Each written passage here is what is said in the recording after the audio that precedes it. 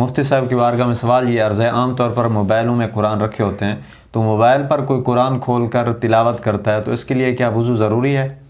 وعلیکم السلام ورحمۃ اللہ۔ سوال پوچھا گیا کہ قرآن کریم موبائل کے اندر اپلیکیشن وغیرہ ہو تو اس پر تلاوت کرتے ہوئے کیا وضو ہونا ضروری ہے؟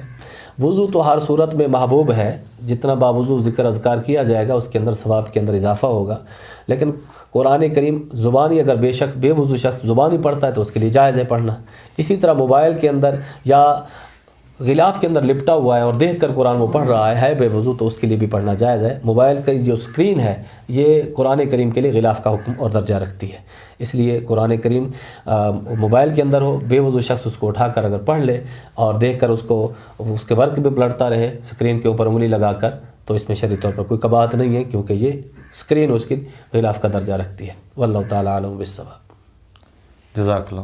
مفتی صاحب کی بارگاہ میں سوال یہ عرض ہے کہ اگر عورت فوت ہوئی تو کیا اس کے میکے، اس کا کفن وغیرہ کا سامان دیتے ہیں، کیا یہ درست ہے؟ وعلیکم السلام ورحمۃ اللہ۔ سوال پوچھا گیا کہ عورت کے فوت ہونے پر اس کے کفن دفن کے اخراجات میکے والے کرتے ہیں، کیا یہ درست ہے؟ یہ درست نہیں ہے۔ عورت کے کفن دفن کے اخراجات شوہر پر لازم ہے، شوہر ہی اس کا کفن دے گا، اس کے اخراجات دفن کے جتنے بھی ہوں گے تدفین کے شوہر کے ذمہ لازم ہے۔